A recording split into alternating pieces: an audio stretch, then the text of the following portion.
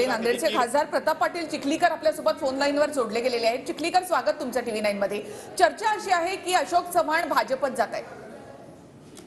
मी पण ऐकतोय की गेल्या अनेक दिवसापासून ऐकतोय, पण आज ते विधान भवनामध्ये राजीनामा द्यायला गेले, त्यामुळे निश्चित ते भारतीय जनता पक्षामध्ये प्रवेश करतील असं मला वाटतं.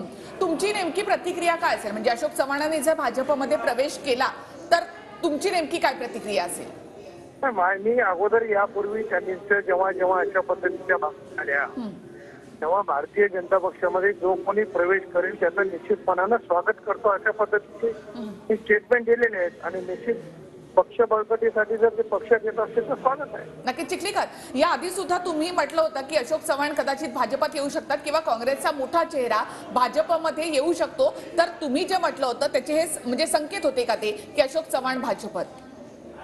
कसं आहे की काही अनेक संकेत असतात आणि त्या संकेतामध्ये मला जे वाटलं की अशोक चव्हाण भारतीय जनता पक्षात प्रवेश करतील म्हणून मी बोललो आणि माझा अंदाज तो खरा ठरला.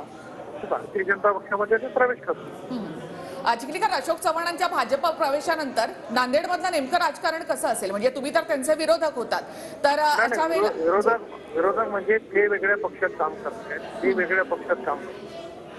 मी माझ्या पक्षाची भूमिका घेऊन चालतो म्हणून राजकीय विरोधक आहोत. आणि ते जर भाजपमध्ये आले, अगोदर भारतीय जनता पक्ष नांदेडमध्ये बळकट आहे, त्यांच्या येण्यामुळे आणखी बळकटी वाढेल. बरं चिखलीकर, तुम्ही स्वतः आता भाजप कार्यालयामध्ये आहात का? म्हणजे अशोक चव्हाण जर प्रवेश करणार असतील तर तुम्ही सुद्धा तिथे हजर असाल?